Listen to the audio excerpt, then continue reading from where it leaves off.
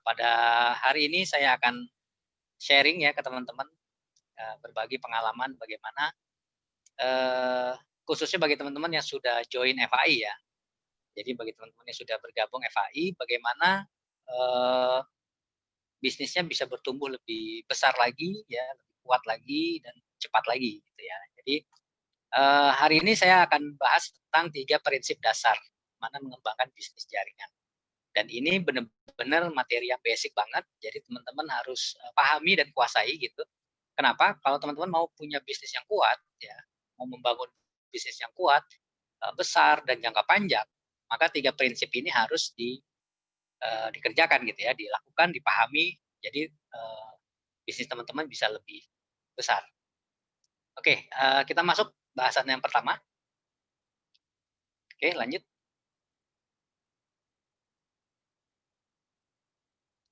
Nah, kalau teman-teman tahu kan, bisnis network marketing ya, atau bisnis MLM itu kan, people business gitu ya, bisnis manusia. Di mana ada prinsip-prinsip dasar yang, harus kita lakukan gitu ya. Jadi untuk bikin bisnis kita tuh tetap berkembang ya, berkembang pesat, berkembang kuat dan jangka panjang tentunya. Gagal atau tidak menjalankan prinsip dasar ini akan membuat bisnis kita rapuh gitu, rapuh kemudian mudah hancur, membuat Anda gagal di bisnis networking.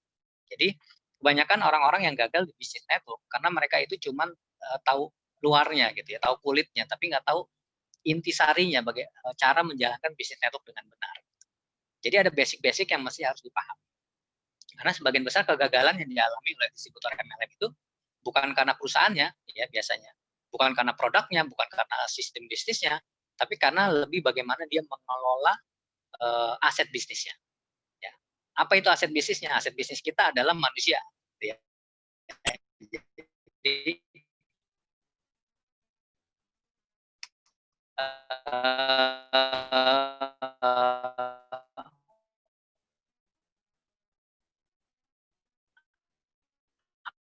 apa namanya, kemampuan mengelola ya, mengelola aset kita itu menentukan bisnis teman-teman bisa jangka panjang atau enggak, gitu ya. Oke, lanjut. Kita akan bahas satu.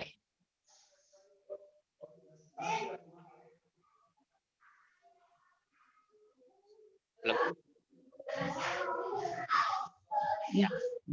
Oke, yang pertama adalah edifikasi. Ya.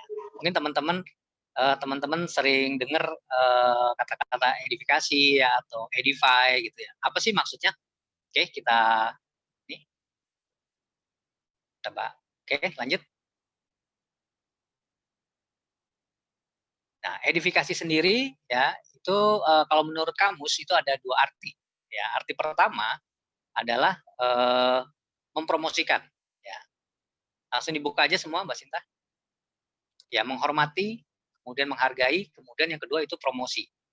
Ya, contoh edifikasi itu misalnya dalam rumah tangga, misalnya seorang ibu mengedifikasi bapaknya di hadapan anaknya. Gitu. Contoh, kamu nanti kalau besar kayak bapak ya, kayak ayah ya, ayah tuh hebat, pebisnis atau ayah itu punya karir yang bagus di kantor, gitu. Atau kamu nanti seperti ayah dong, ayah pinter, bisa begini, bisa begitu, gitu. Itu contoh edifikasi ya dari ibu terhadap anaknya. Bisa juga edifikasi itu contohnya edifikasi film gitu ya. Dengan memberi rating, review dari komentator-komentator itu salah satu bentuk edifikasi. Jadi mempromosikan sesuatu gitu ya, promosikan barang atau jasa atau seseorang ya oleh pihak ketiga itu namanya edifikasi. Kemudian misalnya contoh lagi edifikasi buku gitu ya, misalnya dari pengarang lain dia mengedifikasi oh buku ini nih bagus sekali isinya tentang ini tentang ini tentang ini. Dia mengedifikasi pengarang lain gitu ya, pengarang buku lain itu juga bisa apa namanya disebut edifikasi. Oke lanjut. Nah terus kira-kira kalau di dalam bisnis ini gitu ya, edifikasi itu sebenarnya bertujuan untuk memberikan power atau kekuatan uh, kepada pihak ketiga gitu. Agar pihak ketiga itu memberikan powernya balik kepada Anda. Ya, jadi saat teman-teman baru jalanin bisnis FAI ini, ya kita kan belum punya kekuatan nih, kita belum punya power, ya kita belum Bahkan downline mungkin belum punya, apalagi rank kita juga belum punya gitu ya. Berarti kan kita belum punya kekuatan, ibaratnya kita belum sukses lah. Nah, bagaimana kita bisa meyakinkan orang lain, sedangkan kita sendiri belum sukses. Nah, itulah kita perlunya kita pinjam kekuatan orang lain atau pihak ketiga untuk meyakinkan prospek kita, gitu ya. Jadi, edifikasi ini bisa sebagai alat bantu juga. Jadi teman-teman bantu untuk meyakinkan prospek. Caranya gimana? Dengan kita mengedifikasi upline kita. Nah, apa aja yang harus kita edifikasi nanti kita bahas. Oke, lanjut.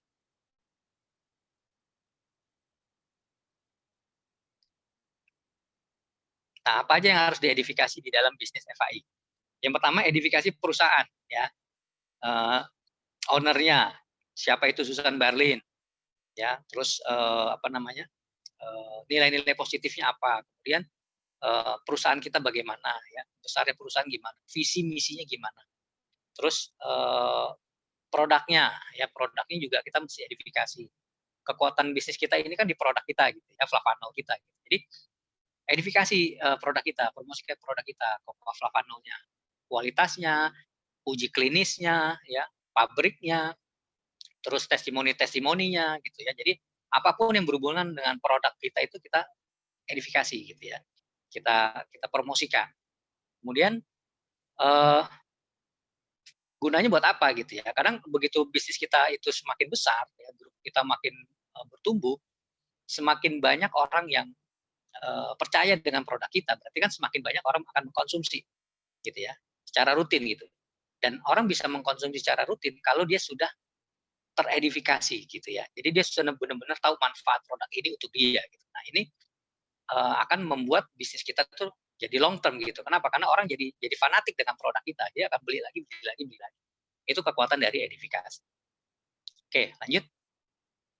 Kemudian apalagi yang mesti kita edifikasi di bisnis FI ini? Pertemuan, ya, event-event. Ya, jadi di hadapan downline baru, prospekan, kita harus benar-benar edifikasi habis pertemuan, gitu ya. Apa aja yang pertemuan-pertemuan yang kita edifikasi kayak bisnis preview, kemudian product talk yang bersama Dr. Winda, kemudian training SPGR, how to start dan lain-lain ya. Pokoknya acara-acara yang diadakan oleh perusahaan maupun oleh tim leader Anda gitu. Ya, itu mesti diedifikasi, dipromosikan supaya orang tahu manfaat dari pertemuan itu. Ya. Terus setiap selesai acara selalu edifikasi pertemuan berikutnya. Ya, selalu pertemuan berikutnya. Karena bisnis ini itu dibangun dari pertemuan ke pertemuan gitu ya. Jadi setiap habis satu pertemuan edifikasi pertemuan berikutnya, promosikan pertemuan berikutnya. Gitu. Terus ada beberapa pantangan gitu ya untuk dalam edifikasi, terutama dalam pertama jangan merusak edifikasi kita dengan kritik, ya, kritik pertemuannya atau pembicaranya di hadapan downline kita atau di grup kita. Ya. Misalnya ada pertemuan nih, ternyata pembicaranya kurang bagus gitu misalnya, atau apalah, misalnya soundnya lah atau apalah gitu, terus kita mengkritik gitu, tapi di hadapan downline itu sama aja kita membunuh bisnis kita sendiri. Ya, jangan sampai kita ibaratnya kita ngatain pertemuan itu, padahal itu pertemuan yang kita hadiri gitu ya, di hadapan grup kita. Gitu. Jadi apapun cari aja nilai positifnya. Pasti kan setiap pertemuan ya, setiap acara pasti ada kekurangannya lah gitu ya, nggak ada yang sempurna. Lebih baik kita cari positifnya, cari kelebihannya dibanding kita cari kekurangan. Kalau kita cari kekurangan yang kita bawaannya mau komplain aja, gitu. Kita mau komplain, mau apa namanya kritik gitu ya. Nah lebih baik kalau ada kritik, lebih baik kritik ke yang bersangkutan. Ya. Jadi nggak ada orang lain tahu. Gitu. Misalnya anggap nih soundnya agak kurang bagus ya, mungkin kita akan kritiknya di yang in charge di bagian sound gitu. Ya kita bilangin, Pak tadi mungkin soundnya kurang bagus, mungkin lain kali ditingkatkan ya. Ya misalnya atau pembicaranya mungkin saat poin pembicaranya kurang oke, kurang bagus, kurang mantap. Ya udah nanti bisa aja nanti begitu pembicara turun nanti kita kritik aja di sendiri gitu ya, jangan di hadapan orang lain. Pak, Bu, tadi materinya bagus sekali gitu, tapi tadi kayaknya agak kurang semangat dikit deh. Gitu. Misalnya atau tadi banyak materinya yang belum disampaikan misalnya gitu ya. Jadi cari hal positifnya dulu baru kita kasih kritik-kritiknya yang membangun gitu ya. Jadi yang dia bisa meningkatkan lagi. Terus gunakan edifikasi pertemuan ini ya baik untuk member baru maupun kepada member lama gitu ya. Member lama saat dia memperkenalkan diri, kita bisa edifikasi dia gitu. Oh dia orang yang sangat luar biasa, yang komitmen dan lain-lain. Kita bisa mengedifikasi member lain yang hadir di acara tersebut. Oke, lanjut. Terus apa lagi yang harus kita edifikasi dalam bisnis FI? Alat bantu. Ya, alat bantu apa? Banyak ya, ada audiobook, kemudian ada buku, ya, terus flip chart, brosur, dan lain-lain itu alat bantu. Nah, alat bantu itu juga kita edifikasi. Jadi setiap ada downline baru atau calon downline, edifikasi brosur atau katalog kita gitu. Bapak Ibu nanti kalau jalan bisnis ini pakai ini nih. Katalog kita tuh keren banget loh, bisa jadi alat bantu. Nanti di lapangan kalau pakai ini lebih mudah menjelaskan, gitu ya. Promosikan alat bantu kita. Jadi begitu orang bergabung dia tahu oh kita punya alat bantu nih, kayaknya lebih mudah jalaninnya. Ya. Terus audiobook juga ya. Itu fungsinya apa audiobook? Audiobook tentang training, tentang presentasi. Fungsinya banyak gitu. Kalau semakin banyak orang mendengarkan audiobook kita, itu memurnikan informasi. Gitu. Ya, kalau kita hanya ngomong, ya, downline kita dengar kita ngomong, begitu dia ngomong lagi ke downline-nya atau ke prospeknya, mungkin banyak informasi yang hilang gitu ya. Kayak kalau teman-teman tahu kuis komunikata gitu, ya, si A ngomong ini, ngomong ke si B udah beda, ngomong ke si C beda, ngomong ke si D beda.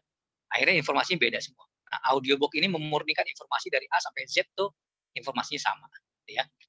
Begitu juga buku. Buku itu kita bisa belajar langsung dari pengarangnya ya, dari pakarnya. Gitu. Jadi kita nggak buang-buang waktu, kita langsung belajar dari pakar. Oke, slide.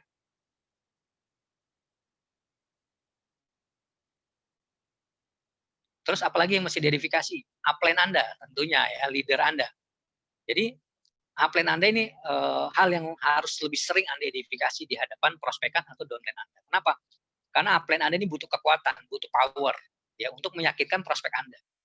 Jangan terbalik, ini yang sering terjadi di lapangan ini edifikasi terbalik gitu ya. Jadi yang diedifikasi ini prospeknya di depan upline. Jadi upline jadi segen gitu ya. Jadi kita edifikasi nih downline kita nih orang yang hebat, dia bos besar, pengusaha segala macam di hadapan upline kita. Upline kita ciut gitu kan. Kenapa? Karena dia udah ngeliat, wah ini orang besar, ngomongnya jadi hati-hati kan. Yang rugi siapa? Yang rugi kan kita sendiri. Kita mau meyakinkan prospek kita nih, tapi kita edifikasi terbalik. Akhirnya upline kita jadi nggak maksimal untuk meyakinkan. Nah, prospek kita yang merasa diedifikasi, dia pasti merasa lebih tinggi kan.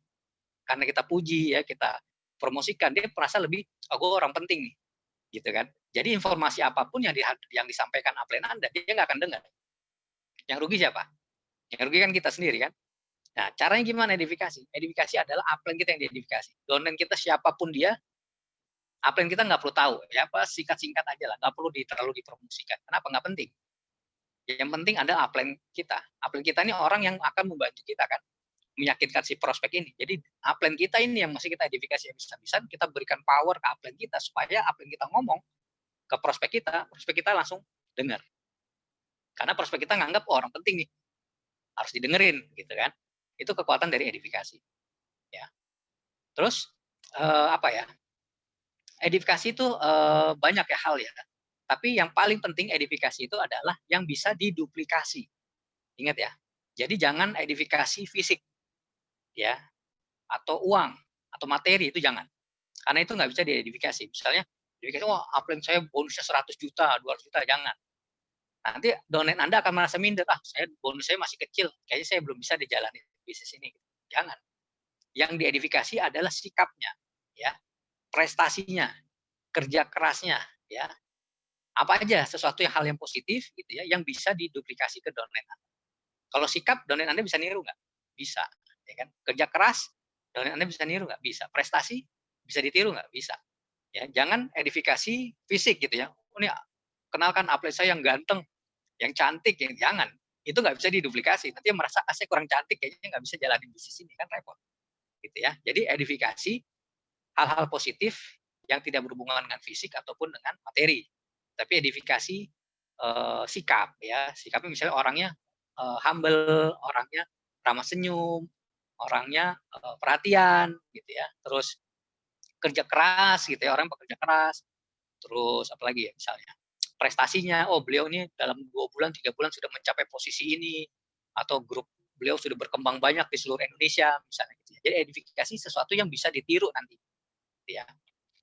Terus yang keenam, edifikasi downline juga gitu. Jadi kita nih misalnya kita jadi upline gitu ya.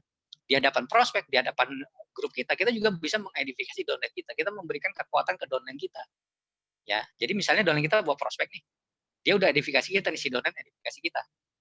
Kita selesai presentasi, selanjutnya kita harus edifikasi downline kita di hadapan prospeknya. Kenapa? Supaya nanti kan yang bekerja di lapangan, yang bekerja selanjutnya adalah downline kita ini kan.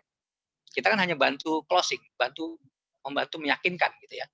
Jadi kita edifikasi balik downline kita. Misalnya udah selesai presentasi, sama si prospek kita bilang gini, wah Bapak beruntung sekali, Bapak akan dibimbing, Bapak akan dibantu oleh tim saya yang luar biasa nih, Bapak Budi misalnya gitu ya. Pak Budi ini orang yang sangat luar biasa Pak, pekerja keras, komitmennya nggak diragukan, dan beliau ini salah satu grup besar saya, dan banyak yang sudah dibantu oleh beliau ini sukses. Gitu. Jadi Bapak beruntung sekali bekerja sama dengan Pak Budi. Gitu kan? Udah, kita dapat edifikasi, kita edifikasi balik.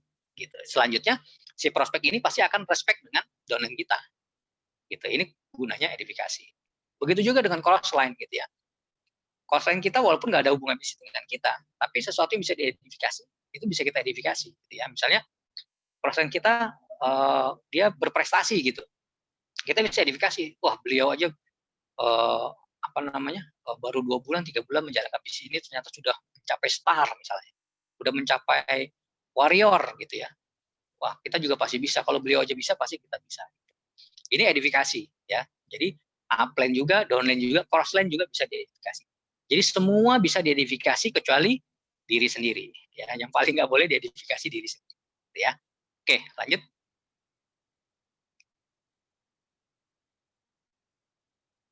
Nah, tadi yang pertama edifikasi. Yang kedua, konsultasi. Ya, budayakan konsultasi. Oke, lanjut. Kenapa kita perlu konsultasi sih? Gitu ya. Bapak Ibu tahu ya, semua orang itu butuh konsultan, butuh pelatih gitu ya. Contoh gini deh, setiap juara dunia, juara olahraga gitu ya, juara dunia lah, semua pasti punya pelatih ya. Walaupun pelatihnya bukan seorang juara dunia gitu ya. Misalnya contoh deh, Mike Tyson gitu ya, petinju. Dia punya pelatih kan? Ya, pelatihnya kalau tinju sama Mike Tyson kalah nggak? Kalah pasti. Kenapa? Karena pelatihnya bukan juara dunia tinju gitu ya. Tapi kenapa si Mike Tyson ini butuh pelatih? Ya kan? Semua olahragawan, semua orang-orang top leader dunia ya, pengusaha-pengusaha top semua, mereka punya konsultan. Mereka punya pelatih. Kenapa? Karena setiap kita yang menjalankan bisnis ini, misalnya anggap tadi ya kayak Mike Tyson tadi, setiap dia bertarung di dalam ring, dia pasti punya blind spot. Ya. Blind spot apa? Titik yang dia nggak lihat. Karena dia fokus di permainannya kan. Jadi dia butuh orang ketiga. Orang ketiga yang di luar permainan, di luar ring. Untuk melihat kelemahan lawan di mana, kekuatan lawan di mana. Itu yang bisa melihat hanya orang yang tidak terlibat di dalam permainan, ya, di dalam pertandingan gitu ya. Nah, itu gunanya pelatih.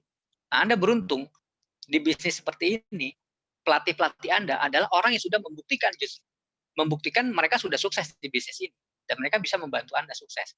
Anda butuh mengangkat pelatih, mengangkat konsultan. Ya, kalau di luaran sana kita ngangkat konsultan bisnis aja bayarnya mahal. Anda mau ngurus pajak, bayar konsultan pajak bayarnya mahal. Ya, apapun ya, bisnis kalau mau besar harus punya konsultan.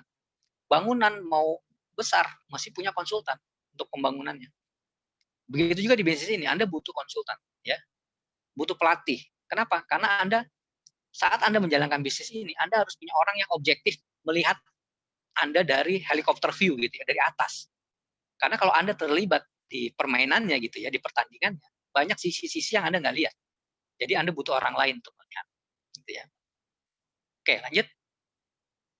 Jadi konsultan Anda akan membimbing Anda, akan mengarahkan Anda supaya jalannya tetap benar gitu, tetap terarah.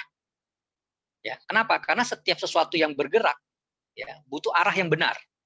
Ya, karena meleset 1% aja, melencengnya jauh. Gitu. Jadi kalau Anda nggak konsultasi dengan pelatih Anda melakukan sesuatu, ternyata sesuatu itu berlawanan arah gitu, maksudnya atau keliru gitu. Kalau itu didiamkan terus, lama-lama makin besar keliru.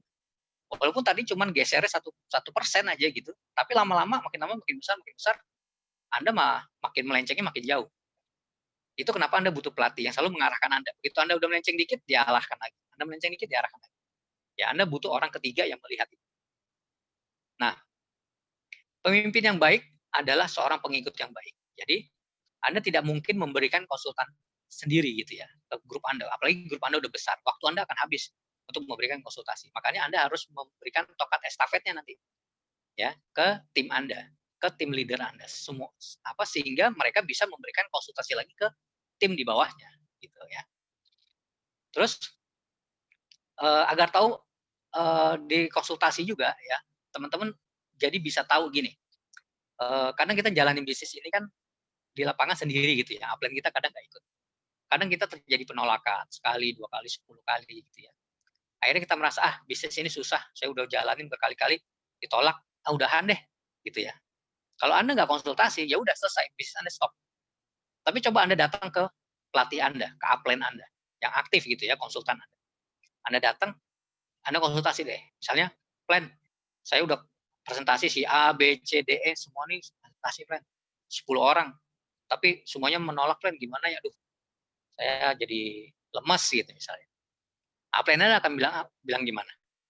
Kamu baru 10, saya 20 orang aja masih ditolak apa-apa nih, saya buktinya saya bisa sukses. Gitu. Itu normal. Gitu. Jadi sebenarnya di konsultasi itu kita butuh kata-kata itu normal. Gitu ya. Kenapa? Karena upline kita pasti sudah melakukannya lebih dulu dari kita. Dia sudah melakukan banyak hal yang sudah terlebih dahulu dia lakukan sebelum kita gitu ya. Jadi kalau kita ada permasalahan, upline kita pasti sudah lebih dahulu merasakan permasalahan itu. Jadi salah satu manfaat kita konsultasi untuk sebenarnya untuk menemukan kata normal. Itu normal ya. Ditolak 10 orang normal. Upline Anda 20 kali ditolak presentasi ditolak juga gitu ya. Jadi itu normal. Jadi bukan berarti akhir dari dunia gitu ya. Semua orang nolak kayaknya bisnisnya nggak jalan ya, padahal enggak juga. Kayak gitu ya. Oke, lanjut. Nah, kapan Anda perlu konsultasi? Ya, ini dia nih. Oke, lanjut terus buka. Konsultasi ada formal dan informal ya. Yang formal itu harus Anda lakukan minimal sebulan sekali. Ya, sebulan sekali itu untuk membahas target-target Anda, target jangka pendek. Misalnya target rank Anda, misalnya Anda yang belum platinum, target rank platinumnya kapan gitu ya. Terus target income, Anda mau punya income berapa lama, 3 bulan dari sekarang mau income berapa gitu ya.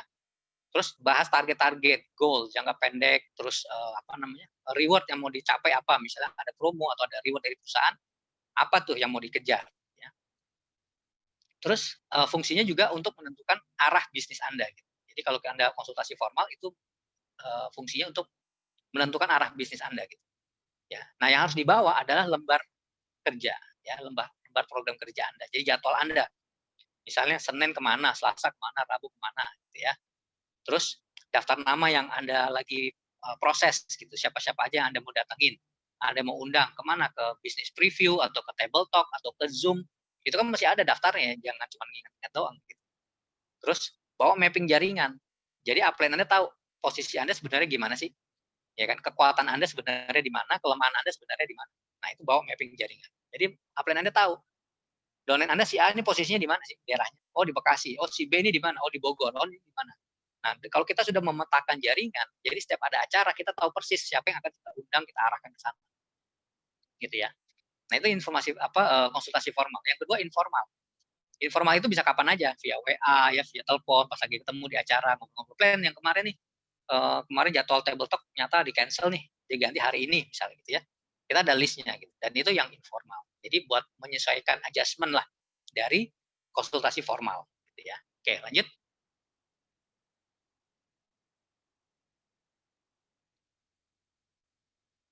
Nah, terus jenis konsultasinya ya, konsultasi terdiri dari 2 jenis. Yang pertama konsultasi personal.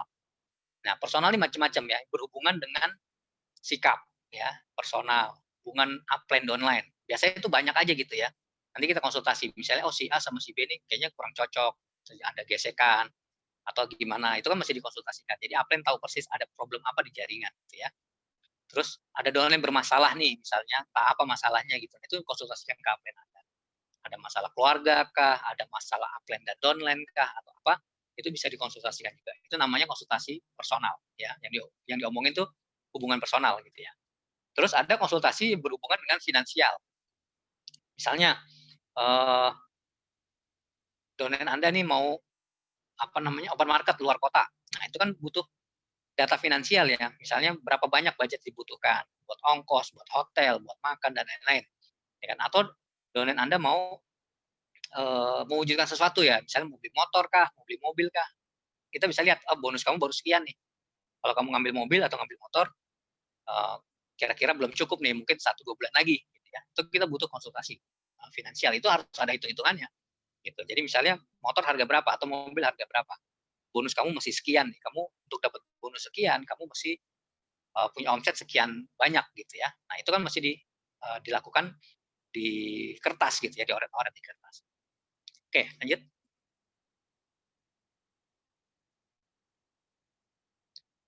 Nah, siapa yang harus konsultasi? Yang wajib konsultasi distributor aktif ya. Kalau Anda mau aktif menjalankan bisnis ini, Anda wajib konsultasi ya. Biar apa tadi? Ya tadi biar nggak melenceng, arah Anda tetap benar. Nah, terus biar arahnya benar dan juga nggak salah duplikasi gitu ya nantinya ya. Terus leader-leader yang sudah punya tim banyak, yang sudah berperingkat, nah itu juga wajib konsultasi ya. Kenapa? Jangan sampai ada salah informasi, Anda punya tim udah banyak nih, ada kesalahan informasi dari Anda, semuanya jadi salah gitu ya, informasi jadi keliru. Jadi kalau informasi keliru menyebar dengan cepat di grup Anda, nanti grup Anda malah kebingungan, malah bisa rontok gitu ya, malah orang pada bingung gitu kan, upline saya kok jadi begini gitu. Oke, lanjut.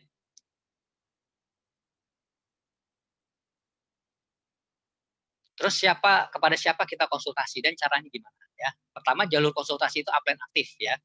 Upline yang sudah berperingkat minimal 1-2 tingkat di atas Anda gitu ya. Misalnya kalau di FI ini ada Star, ada Warrior, ada Elite gitu ya. Nah, Anda konsultasi dengan mereka. Kalau belum ada, ya minimal yang 2 tingkat di atas Anda, upline aktif Anda gitu, yang selalu membantu Anda ikut table talk, ada hadir di bisnis preview. Nah, itu Anda bisa konsultasi sama mereka karena tentunya tim mereka juga lebih banyak, mereka udah lebih pengalaman juga gitu ya.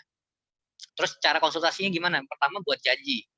Ya, buat janji dengan upline. Misal plan hari ini jam sekian saya mau konsultasi. Ya jangan buang-buang waktu. Jadi beda ya konsultasi dengan ngobrol. Kalau kita cuma main tempat upline kita ngobrol ngalur ngidul berjam-jam nggak ada hasilnya. Tapi konsultasi setengah jam 1 jam udah cukup ya untuk membahas target, goal jangka pendek, jangka menengah itu bisa dibahas. Terus persiapkan data yang lengkap tadi ya, mapping jaringannya, struktur jaringan gimana, orang-orang key leader kita siapa, yang potensi jadi leader di tim kita siapa, terus omset kita gimana, ya. Terus siapkan target yang jelas, misalnya bulan depan mau mencapai apa, 2 bulan lagi apa, 3 bulan lagi apa, ya itu mesti jelas. Nah itu dikonsultasikan. Oke, lanjut. Nah kepada siapa kita konsultasi dan caranya gimana ya tadi ya. Cara konsultasi pertama jujur apa adanya dengan kondisi apa adanya, nggak usah nyenengin upline gitu ya. Pokoknya kondisi adanya begini ya begini. Ya, lebih banyak mendengar masukan-masukan dari Anda. Jangan banyakan ngebantahnya ya, banyak ini kan Anda yang mau konsultasi. Terus harus rendah hati dan mau belajar, kosongkan gelas. Apa yang di upline Anda omongkan, arahkan, ya Anda terima gitu ya. Karena itu untuk kebaikan bisnis Anda. Jangan juga sering ngeluh atau komplain, sampaikan hal-hal yang bombastis gitu ke upline kan. Mau apa namanya? Oh, saya pokoknya nanti saya kerja luar kota, omset meledak gitu. Gitu nggak usah lah. Pokoknya yang real-real aja lah ya. Terus satu lagi, jangan konsultasi dengan upline yang tidak konsultasi. Gitu. Ini ibaratnya orang buta menuntut orang buta. Upline Anda aja nggak konsultasi, ya kan, ke upline-nya. Terus Anda mau konsultasi sama dia, ya udah. Kalau dia belok kiri, Anda belok kiri, padahal yang lain belok kanan. Gitu. Jadi ya bubar jalan nanti ya. Oke, lanjut. Yang ketiga, yang terakhir, no cross lining. Nah ini yang paling penting nih, paling banyak terjadi di lapangan. Ya. Apa aja no cross lining?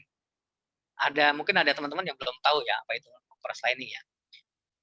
No cross lining ini orang yang saling tidak berkepentingan tapi melakukan kerjasama. Gitu ya. Tidak punya kepentingan bisnis tapi melakukan kerjasama. Ini contoh nih, ini jaringan ya A, B, C nih. Si A-nya upline-nya ya.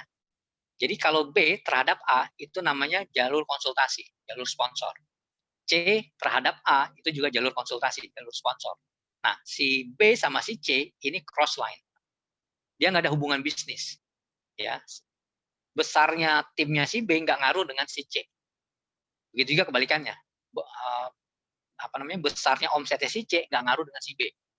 Ya, jadi nggak ada hubungannya. Ya, nah banyak di lapangan sana kita kadang mess up gitu ya, mess up dengan ini gitu. Jadi banyak yang cross line tapi saling bekerja sama. Ya, nah nanti ada beberapa hal yang di mana kita boleh bekerja sama, mana yang kita nggak boleh, gitu ya. Oke, lanjut.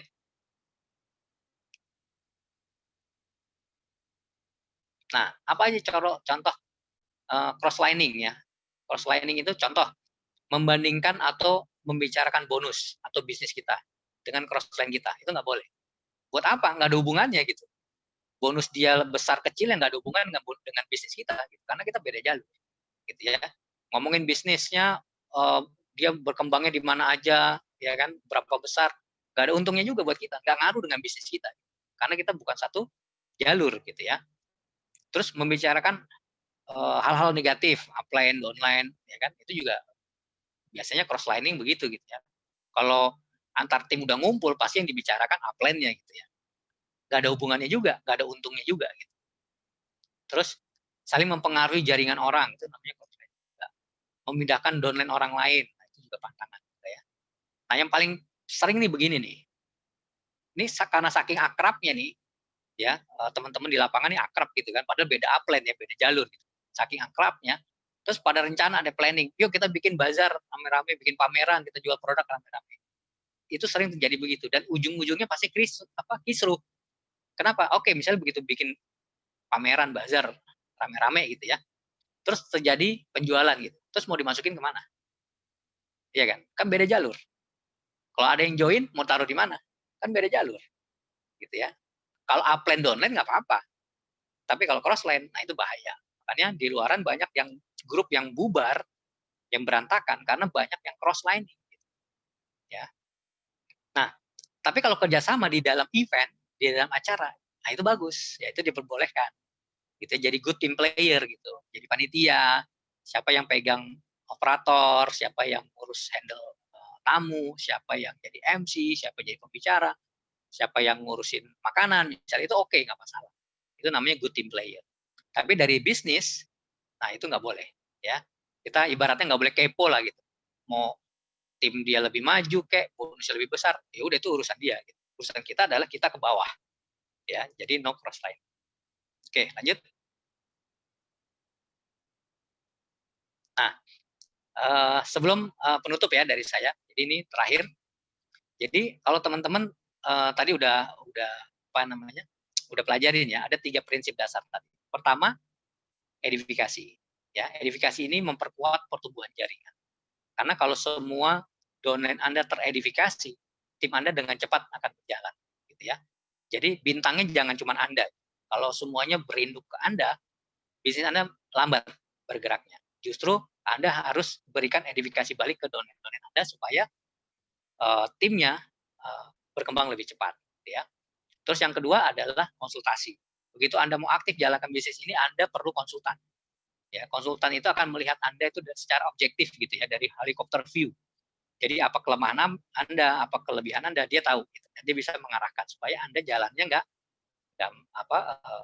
mencong gitu ya, nggak keliru. Gitu. Jadi ada yang selalu mengarahkan. Dan yang ketiga, no cross lining. Karena banyak jaringan besar akhirnya rontok, akhirnya bubar karena banyak cross lining.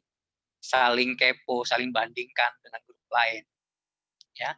Terus saling bekerja sama gitu ya, di prospek bareng gitu ya. Ini 2 orang nih misalnya, tapi beda upline, beda jalur.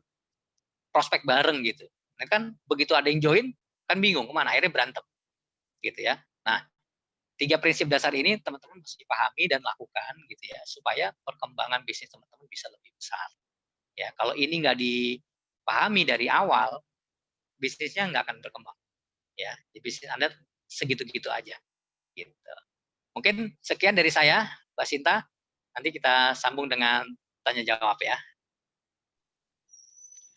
Baik, terima kasih Pak Adam. Luar biasa sekali untuk sharingnya pada malam hari ini. Baik Bapak Ibu semuanya, jika ada yang ingin ditanyakan, Silakan bisa melalui kolom chat atau juga dinyalakan mikrofonnya, bisa menanyakan langsung kepada Pak Adam.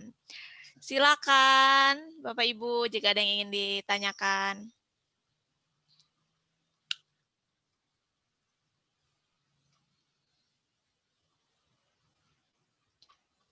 Baik, mungkin sebelum ada yang bertanya, oh ini Pak Adi ya, Pak Adi, ini angkatan. Silakan Pak Adi, jika ada yang ingin ditanyakan boleh dinyalakan mikrofonnya.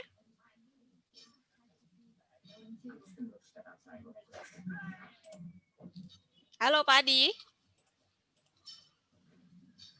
Oh belum ya, sepertinya belum. Iya. Oh sudah, silakan Pak Adi. Pak Adam, saya cuma nanya satu, retail price? Retail price itu 550 atau berapa, Pak? Ya, retail price 550 Pak, sesuai yang di slide aja. Di bawah 550 boleh nggak, Pak? Mendingan member aja Pak, 450 sekalian. Ya kalau dia member. Ya kalau dia nggak member berarti buat upgrade upline-nya aja nggak apa-apa. Buat upgrade orang yang jual gitu maksudnya. Oh, tapi jadi di bawah 550 dong kita jualnya. Ya sebenarnya sih nggak bisa ya kalau dia belum member. Mendingan kalau dia mau murah, arahkan jadi member aja nggak apa-apa. Gitu. Toh dia kalau member kan jadi lebih murah. Ya. Oke. Thank you, Pak. Yuk. Baik, terima kasih Pak Adi. Silakan Bapak Ibu, ada yang ingin ditanyakan? Mungkin sambil menunggu pertanyaan, saya ingin sharing ya untuk acara-acara yang sedang berlangsung dan akan berlangsung. Dan ini ada acara bisnis preview. Nanti pembicaranya ada Bapak Aris Hendrawardana. Ini di tanggal 17 Januari, hari Minggu, di Resto Alam Pasundan. Itu di Tangerang ya. Dan juga nih ada Bapak Adam juga nanti mengisi acara bisnis preview hari Minggu 17 Januari di Restoran Sederhana Cilangkap. Lalu ada juga ini yang ada di Jogja. Silakan datang ke acara bisnis preview nanti bersama pembicaranya ada Bapak Yaumil Putra dan juga Bapak Agung Ariwahono hari Jumat tanggal 15 Januari jam 7 malam. Lalu besok ada health seminar Dr. Winda, temanya jantung seperti hari Selasa kemarin. Besok hari Kamis jam 20 ya, jam 8 malam seperti biasa ya kalau untuk Zoom jadwalnya. Halo Mbak, saya mau tanya. Oh ya, silakan Ibu Mila ya. Iya betul. Cuma mau nanya ini aja, saya kan dari Bandung ini. Ada jadwal acara untuk di Bandung tidak? Karena saya belum pernah hadir untuk acara yang ada di Jakarta ya. Oh, yang offline-nya ya Bu ya? Iya betul. Baik, kalau untuk Bandung dalam waktu dekat ini belum Ibu. Pasti kalau memang ada, nanti pasti kita akan infokan, kita share ke WhatsApp juga, dan juga pasti kita infokan melalui Zoom juga Ibu. Jadi ditunggu saja ya Ibu Mila, sepertinya udah semangat banget ya yang di Bandung ya. Betul, iya. Terima kasih. Iya, sama-sama Ibu Mila. Baik Pak Adam, ini ada pertanyaan dari... Satu lagi yang dari Malang, Bu. Oh ya, betul. Yang dari Malang ya, betul-betul sekali. Mungkin saya terlewat ya. Itu di Malang juga ada. Sebentar ya. Mungkin nanti slide-nya terakhir ya. Nanti setelah Zoom ini. Mungkin ini saya bacakan terlebih dahulu pertanyaan-pertanyaan. Ini dari Bapak Prawoto Mulat. Pak Adam, apabila kita sebagai upline, boleh nggak membandingkan antar downline kita? Misalnya downline A aktif, downline B kurang aktif, A dan B crossline. Sebenarnya bukan membandingkan Pak ya. Kita lebih manas-manasin boleh Pak. Jadi misalnya downline si A ini aktif gitu ya, berprestasi gitu. Terus yang B kurang gitu. Nanti kadang di hadapan si B saya bilangin, si A bentar lagi jadi star loh, kamu kapan? Gitu. itu boleh ya. Terus intinya sih kita memicu dia bersemangat lagi. Motivasi. Motivasi, betul. Baik, terima kasih Pak Adam untuk jawabannya. Lalu ini ada pertanyaan selanjutnya, ini direct ke saya ya dari Ibu Lala. Bagaimana cara menegur tim bisnis yang terlalu kehidupan pribadi upline, sedangkan orang tersebut sangat sensitif agar tidak miskomunikasi? Gimana? Ini ada bagaimana cara menegur tim bisnis yang terlalu kepo dengan kehidupan pribadi upline, sedangkan orang tersebut sangat sensitif agar tidak miskomunikasi. Ya sebenarnya sih diomongin aja baik-baik gitu ya. Nah, kan misalnya Mas atau Mbak gitu, kita di sini kita bisnis aja ya, kita nggak usah ngomongin yang pribadi ya. Kalau kita masalah pribadi terus masing-masing aja. Gitu. Jadi nggak usah, ya kita juga nggak usah keras juga, nggak usah judes juga, ngomongin sambil santai aja. Gitu. Misalnya kalau dia nyinggung-nyinggung masalah pribadi, nyinggung-nyinggung masalah keluarga, langsung ingetin aja, Pak, kita bahas bisnis aja ya, jangan bahas yang keluarga. Gitu. Itu aja sih. Baik, pertanyaan selanjutnya Pak Adam, ini dari Bapak Andi. Mbak Sinta, saya ini terlambat join, bagaimana bisa dapat materi? Oh, baik. Oh, baik, dia minta materinya. Baik, nanti akan saya share ya, Pak ya. Nanti akan saya share melalui WhatsApp. Nanti Bapak bisa langsung hubungi ke nomor saya, nanti saya akan berikan. Dan ini, ada Saya Bapak minta Agus. juga dong. Boleh Bapak, nanti bisa langsung chat ke nomor saya ya, Pak. Nanti bisa saya share. Nomornya berapa? Dia dikasih nomornya. Saya kok nggak dikasih nomornya Bu Sinta? Baik, nanti bisa tanyakan ke upline-nya juga bisa. Mungkin perlu diinfokan Mbak Sinta, setiap kita ada acara seminar maupun presentasi Zoom ini selalu kita record dan kita publish di YouTube. Jadi rekamannya akan bisa dilihat nanti. Betul sekali. Ya. Jadi di follow akun YouTube kita atau subscribe ya, di Forever Healthy Indonesia official.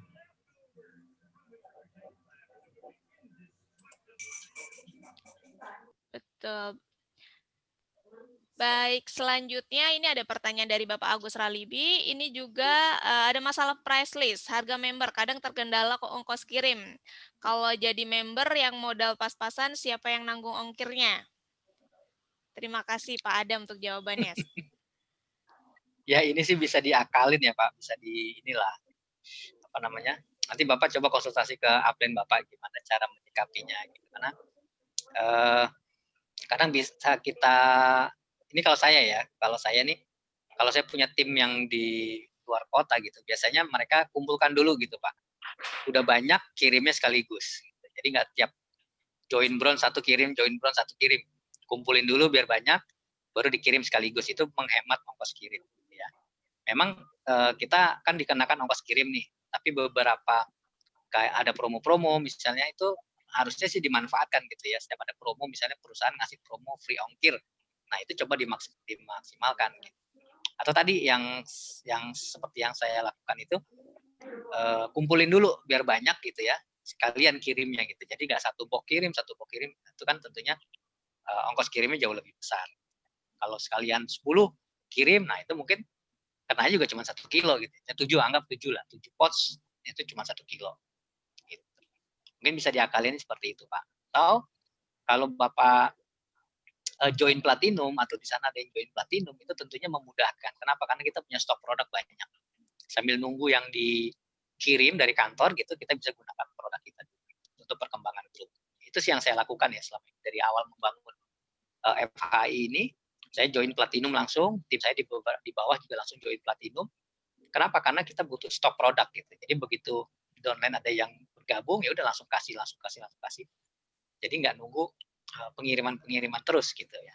Jadi kan kadang kita sering ketemu. Jadi bisa gunakan produk kita dulu, nanti pengirimannya sekali banyak. Gitu, Pak.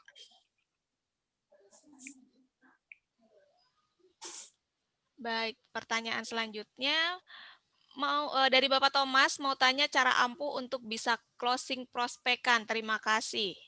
Closing prospekan. Kalau yang paling gampang kasih 2 pertanyaan iya dan iya, Pak. Gitu. Jadi saya biasanya closing orang begitu. Jadi misalnya habis selesai di presentasi gitu ya, kita tanya, jadi Bapak mau joinnya pakai bronze apa silver? Gitu. Atau misalnya, Bapak mau joinnya transfer atau cash? Nah, dua-duanya itu pasti jawabannya iya. Gitu. Jadi gunakan teknik-teknik seperti itu. Yang penting dia udah dipresentasi dulu dengan benar gitu ya, dia udah jelas. Terus tanya jawab dulu, Bapak ada yang mau ditanyakan lagi? Misalnya gitu ya, kalau bilang, enggak Pak, cukup. Berarti tinggal bergabung dong Pak ya. Bapak mau transfer atau cash? Gitu aja Pak. Kalau dia masih pikir-pikir lagi, nanti dia saya pikir-pikir lagi gitu. Nanti ada teknik-tekniknya Pak, cara menggalinya gimana. Nanti kita ada training kok Pak. Nanti Bapak ikutin aja ya. Kita nggak bisa bahas malam ini karena panjang ya. Namanya ada teknik hypnoselling, ada NLP-nya ada gitu banyak. Gitu ya. Nanti ikutin trainingnya aja Pak. Baik, terima kasih Pak Adam. Mungkin nanti next training ya Pak ya? Ya. Baik. Mungkin Bapak Ibu silakan jika ada pertanyaan lagi, sepertinya di kolom chat ini sudah tidak ada pertanyaan ya. Atau bisa juga menyalakan mic-nya. Dan ini saya ingin informasikan juga tadi yang tertinggal ya, ada acara di Malang bagi Bapak Ibu semua yang ingin hadir di acara bisnis preview. Nanti pembicaranya adalah Ibu Lisa, itu di Hotel Same, itu di Jalan Patimuran nomor 19 Malang. Ini hari Minggu 17 Januari jam 2 siang. Silakan bagi Bapak Ibu yang sekitar Malang bisa hadir langsung ke sana. Baik, Bapak Ibu silakan jika ada pertanyaan lainnya. Mbak Sinta. Iya. Nanti tanggal 21 juga ya, Bapak Ibu semuanya ada di Ngawi. Nanti kita akan broadcast, nanti mungkin di Zoom selanjutnya nanti kita akan infokan juga bagi Bapak Ibu yang di sekitar Ngawi, bisa juga datang langsung ke sana.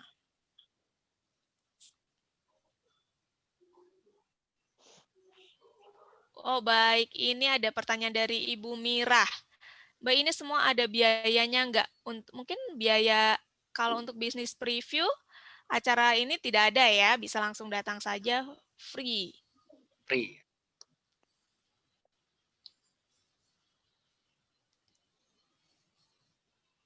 Baik, silakan Bapak Ibu, jika ada yang ditanyakan bisa langsung melalui kolom chat ataupun bisa menyalakan mikrofonnya. Oh, ini ada pertanyaan dari Mama Yuni. Pak, bagaimana cara tentang pengembangan bisnisnya ya?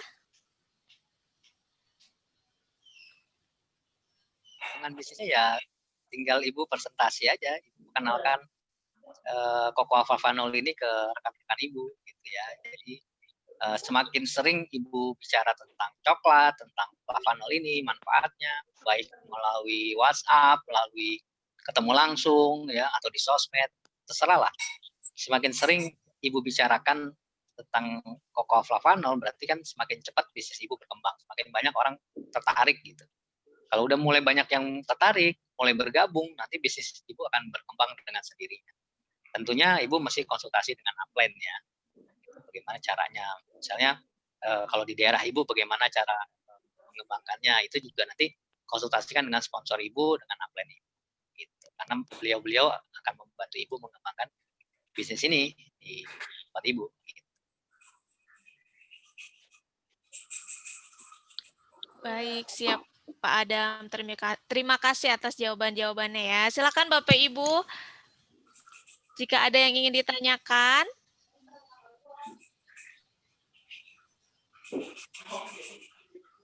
Jika tidak ada yang ingin ditanyakan kembali.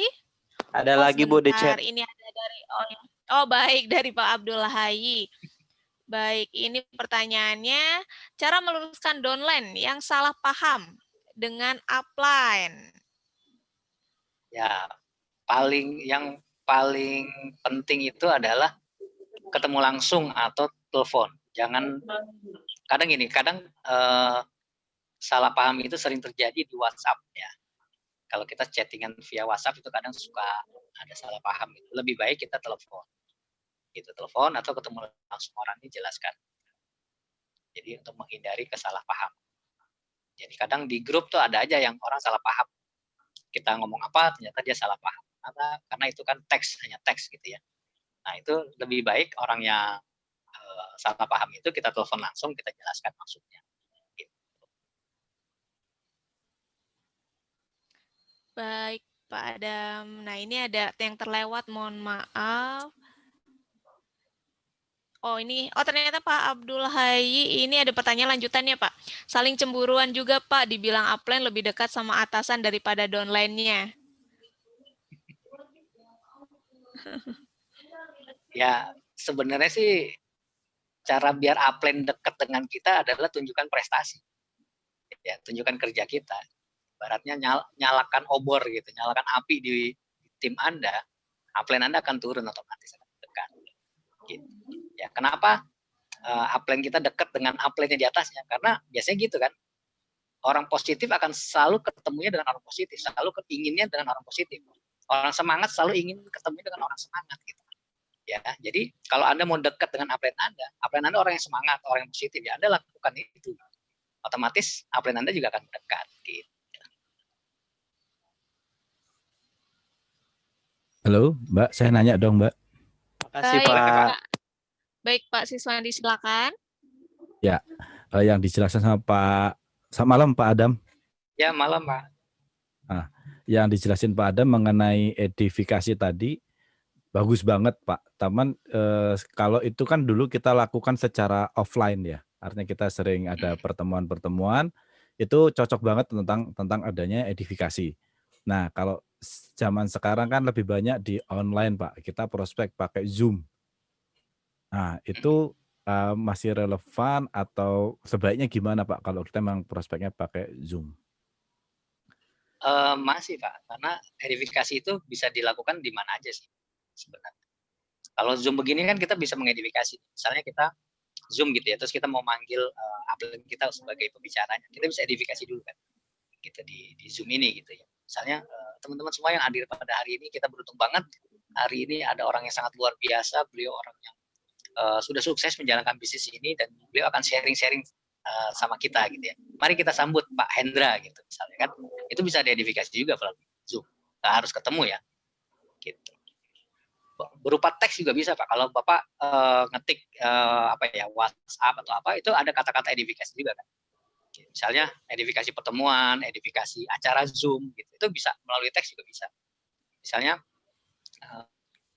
hadiri pertemuan yang sangat luar biasa di Zoom, via Zoom gitu ya. Tanggal sekian, hari sekian akan dibawakan oleh orang yang sangat luar biasa, orang yang ada hati dan ingin membantu kita semua sukses. Itu di teks juga bisa Pak. Jadi edifikasi itu sebenarnya cuma kata-kata ya, bahasa kita mempromosikan sesuatu gitu. Memberikan power ke sesuatu gitu. Jadi memberikan power ke acara Zoom, memberikan power ke upline kita, memberikan power ke downline kita. Intinya itu sih. Jadi bisa dilakukan di mana aja gitu ya. Maksudnya nggak harus offline ketemu orang yang enggak juga. Jadi online juga bisa, bahkan nggak ada orangnya juga bisa. Gitu ya Pak. Baik, terima kasih Pak Adam untuk jawabannya. Terima kasih juga Pak Siswandi. Mungkin saya bacakan kembali ya Pak untuk pertanyaan via chat. Ini dari Bapak Andi Muh Fauzan. Bagaimana caranya Pak untuk memfollow up kembali orang yang sudah dipresentasikan sampai bisa join atau beli produknya? Ya, sebenarnya ada materi khusus ya. Materi follow up itu lain lagi Pak, ada khusus follow up. Tapi saya bahas basicnya ya. Jadi prinsipnya follow up itu adalah jangan mau rugi, intinya gitu. Jadi kalau misalnya orang udah Bapak presentasi, kemudian Bapak follow up lagi, kan ada hukum follow up ya, hukum follow up itu 2 kali 24 jam. Setelah dipresentasi, orang itu mesti Bapak follow up. Nah, kalau menurut buku yang saya baca, orang itu akan join, entah beli produk atau join, itu setelah 4-6 kali kita follow up. Dia terekspos dengan FHI gitu ya. Jadi mesti 4-6 kali dia ketemu, kita undang, kita kasih brosur. Pokoknya dia selalu teringat FAI gitu ya, 4 sampai 6 kali. Ini menurut statistik ya. Ada orang yang baru sekali 2 kali kita presentasi langsung join, ada juga. Ada yang udah 20 kali kita presentasi nggak join, ada juga Pak. Ya, jadi tapi umumnya 4 sampai 6. Ya, itu harus Anda Bapak ini dulu ya. Penuhi dulu tuh bilangannya 4 sampai 6 kali. Mengekspos dia dengan FAI. Undang ke pertemuan, ngasih brosur, kenalkan ke upline atau apapun lah. Gitu ya. Nah, di setiap follow up itu kuncinya jangan mau rugi. Kalau dia nggak mau tahu bisnisnya, tawarkan produknya. Ya, kalau dia nggak mau beli produknya juga, biasanya orang nggak mau nolak ketiga kali, Pak. Yang ketiga ini minta referensinya. Gitu. Itu cara ininya ya, cara teknik gitunya gitu. Jadi, oke, kalau Bapak mungkin belum tertarik dengan bisnis ini, mungkin Bapak mau coba produknya, mungkin buat keluarga, buat ibu, mungkin gitu ya. Kalau bilang, enggak Mas, saya enggak, produknya saya belum ini misalnya. Nah, kalau gitu saya bisa nggak minta referensinya dari Bapak gitu. Mungkin ada kenalannya yang lagi kena hipertensi, mungkin lagi kena stroke atau lagi ada gangguan jantung, mungkin saya bisa kenal, siapa tahu saya bisa bantu Pak dengan produk ini. Jadi kita minta referensinya. Jadi kalau dia bisnisnya menolak, tawarin produknya menolak, minta referensinya. Biasanya jarang orang mau nolak 3 kali Pak. Ya, apalagi kalau kita hubungan kita udah baik. Gitu ya Pak. Baik, terima kasih Pak Adam untuk jawabannya yang luar biasa. Mungkin ini saya akan informasikan kembali. Ada bisnis preview juga di Pekanbaru hari Minggu tanggal 17 di Jalan Pemuda Komplek PCW Cafe Kokpau jam 2 siang. Nanti pembicaranya oleh Pak Richard dan Pak Budi. Silakan yang di sekitar yang ada di Pekanbaru, yang di sekitar Cafe Kokpau ya, nanti bisa langsung datang ke sana, bisa langsung mengikuti acara bisnis previewnya ya. Baik Pak Adam, mungkin ini ada Ibu Mira, mungkin pertanyaannya sekitar produk ya. Mungkin besok saja ada sesinya Dokter Winda, nanti bisa langsung ditanyakan ke Dokter Winda, seperti itu ya.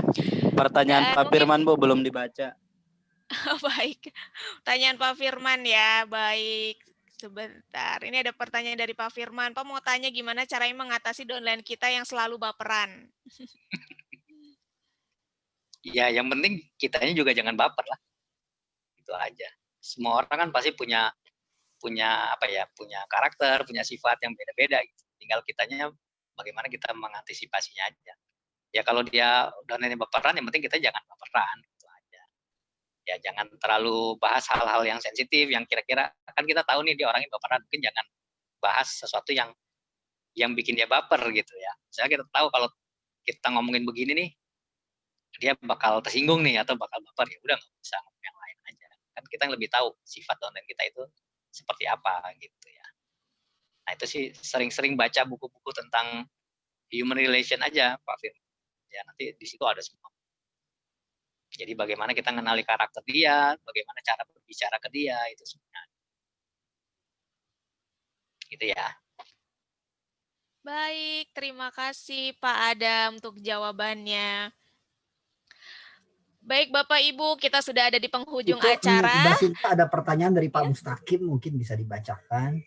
Sebentar Pak Mustaqim ya, terlewat ya. Ya, di atas Pak Ivan. Oh iya, mohon maaf ini ada Pak Mustaqim ya. Bismillahirrahmanirrahim. Malam Pak, gimana komitmen perusahaan dan mitranya selain produk atau perusahaan yang sudah terbangun atau pabrik? Gimana? Ulangin. Ini pertanyaannya, bagaimana komitmen perusahaan dan mitranya selain produk atau perusahaan yang sudah terbangun atau pabrik? Maksudnya gimana? Saya nggak ngerti. Komitmen perusahaan ya? Mungkin Pak Ferdi kali ya. Bantu jawab kali ya. Bisa dibantu Pak Ferdi? Iya, boleh Pak, silakan. Nah, ini begini tadi dari Pak Mustaqim ya. Pak Mustaqim begini, untuk komitmen ya Pak yang sudah kami tunjukkan. Jadi FHI itu secara fisik Pak, kantor itu kami telah berdiri di Indonesia tuh tahun 2019. Tapi sejak itu sampai dengan bulan September 2020, kami tidak melakukan penjualan, tidak melakukan perekrutan. Kami melakukan persiapan yang matang. Itu komitmen yang telah kami tunjukkan, Pak.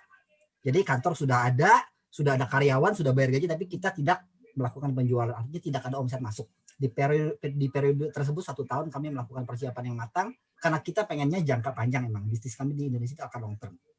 Seperti itu, Pak. Semoga itu menjawab ya. Jadi karena komitmen ini yang telah kami tunjukkan, Pak, selama setahun ini dari persiapan tersebut. Begitu Pak Mustaqim. Mungkin dengan perizinan juga ya, Pak. Betul, kami mengurus CUPL-nya. Betul Pak Adam. Kami mengurus perizinan selama setahun. Jadi selama setahun itu mengurus CUPL dan mengurus BPOM. Jadi sekarang sampai dengan benar-benar legal kami beroperasi di tahun 2020 ini. Begitu. Baik, terima kasih. Baik, Berikut terima jawaban dari kasih saya ya. untuk Thank you Pak Ferdi. Thank you, Pak jawabannya Adam. Pak Ferdi. Mungkin ini satu lagi ya, pertanyaan terakhir dari Bapak Oki. Bapak bagaimana cara mencari atau mengajak downline? Coba Bapak atau Ibu tadi ya? Coba tanya dengan sponsornya Iya, ya, Bapak atau Ibu Oki. kliennya. Jadi gimana caranya, nanti diajarin.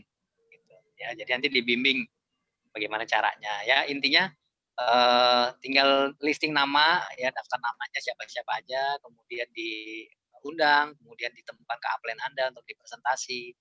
Gitu ya, intinya gitulah. Ya, itu ada materinya, nanti ikutin aja training-trainingnya ya. Ada namanya 7 langkah sukses. Bagaimana menjalankan bisnis network dengan sukses gitu ya. Mungkin Baik, itu ya, terima Mbak Sinta. kasih Pak Adam. Baik, terima kasih Pak. Ini ada pertanyaan satu lagi, mungkin nanti saya bantu jawab dari Mama Yuni. Saya kan baru 2 hari gabung nih Pak. Tapi saya pengen tahu tentang cara pemakaian produk maupun reward komisi dari penjualan produk kita. Mungkin Ibu Yuni ini bisa ikuti besok seminar Dr. Winda untuk mengetahui produknya.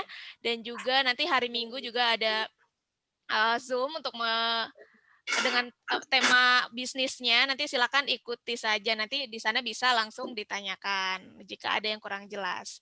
Baik, mungkin waktunya juga sudah pukul 9 lewat ya. Mungkin saya akhiri acara Zoom pada malam hari ini. Sekali lagi terima kasih Pak Adam yang sudah menyempatkan waktunya dan Terima bersedia menjadi kasih, pembicara Kak pada malam Nadam. hari ini. Luar biasa Sama-sama sekali. semua. Terima kasih juga kasih, untuk Pak Bapak Adam. Rupi. Terima kasih Bapak. Dan atas sharing ilmunya, Pak. atas sharing ilmunya. Thank Sehat you dan semua. sukses selalu Terima kasih, Pak Adam. Bapak Ibu Pak semuanya. Terima Selamat kasih. malam, selamat Iya, Bu Minta Adam. nomornya untuk sharing materinya, Terima Mbak. kasih juga buat Mbak Sinta sebagai host, keren banget dah. Terima kasih sama-sama Pak. Oke, semua bye. Sampai Selamat ketemu lagi ya malam. di acara berikutnya. Selamat malam. Selamat malam. Iya, ketemu, Mbak see you Sinta. tomorrow. Makasih Pak Ferdi. Malam. Terima kasih. Ya, makasih Pak Adam.